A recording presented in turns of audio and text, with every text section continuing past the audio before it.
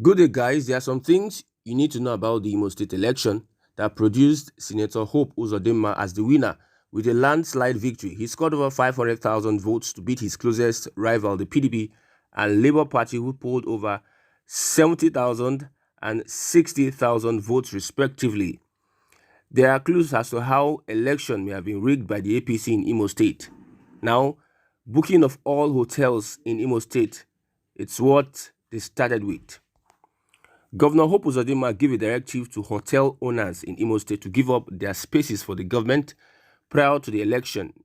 This tactic may have been for Uzodinma to perfect his rigging plans in all these hotels, which will in turn provide privacy and secrecy. Imagine that all the paid party agents and compromised INEC officials lodging in these hotels, and at night they begin to thumbprint and write results that will be used in place of results that may come from the polling unit. This is a perfect idea of concealing all the criminal activities that the government may have planned for the election. At least, no one has access to these hotels totally booked by the government. It is easy for compromised INEC officials to assist them in these hotels. It will be done in secrecy. INEC may have given them vital information such as confidential information about the polling units and pre-filled EC8A and EC8B forms that would be uploaded to the INEC portal. From these hotels, mobilization of compromised police, army, NYSC and party agents will be carried out.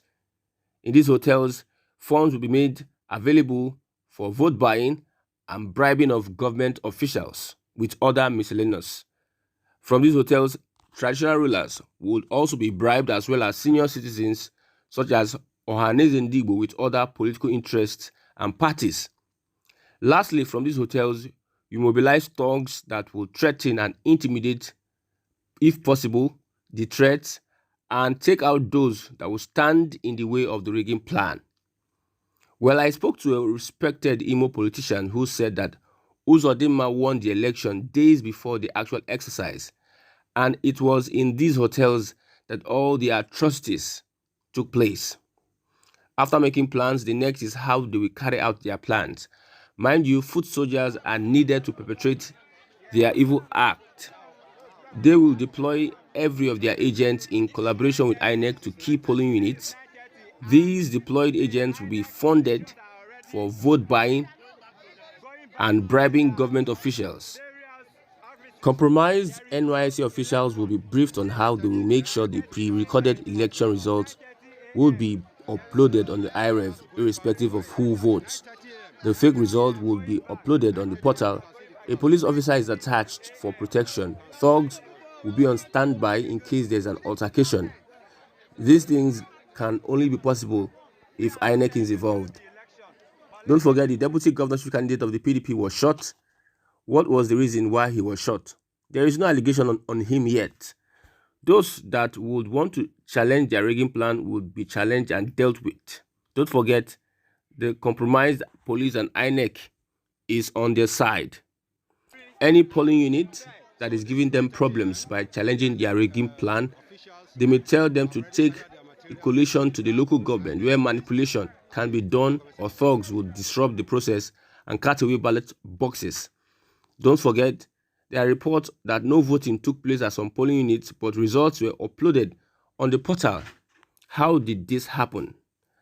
After successfully uploading the pre-filled results on the IREV by compromised NYSC and INEC officials, the resident electoral commissioner will do his job by announcing the collected results by the compromised INEC, NYSC, and police officials. Any form of challenge to the announcement will be termed as disruption of the process, and you can see how a Labour Party representative was beaten on a live stream on Channels TV by APC thugs who disguised themselves as party agents in the presence of police officers. I would like to take a pause for a minute because I'm shocked at such barbarism. In the presence of security officers, thugs are beating up party agents and they fold their hands doing nothing. Let's move on. After announcing the winner, the next thing is that the parties will be asked to go to court. Just pray that you get enough evidence that will not be rejected by the judge. Just pray that INEC will release evidence to you in due course. I hope you believe that after the elections, compromised INEC officials would make adjustments on the IREV so as to tally with BVAS information and accredited voters in case there was a mistake they did when pre-filling the fake election results. So they will go and adjust that on the IREV because they have the back end. They are in control of the IREV, just like the allegations that on the February 25th presidential election, IREV was shut down deliberately by INEC. Now, the opposition parties are calling for a cancellation of the results. Who would listen to them? The only thing they can do is to go to court.